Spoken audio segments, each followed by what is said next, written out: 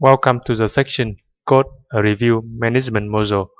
In this section, you will learn how to write code to implement the review management module in the backend. As you can see in this overview use case diagram here, the admin user can manage reviews made by the customer in the front end. When the customer visits the website, you'll see views the books and can write a review for books on the website, and the admin user in the backend can see the reviews posted by the customer, and the admin can edit or delete reviews if necessary.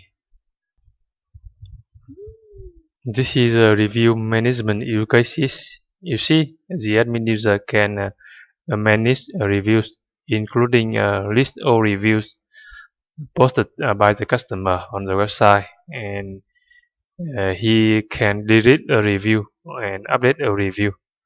You see, the admin user cannot create a review because only the customer on the website can write review for books. And this is an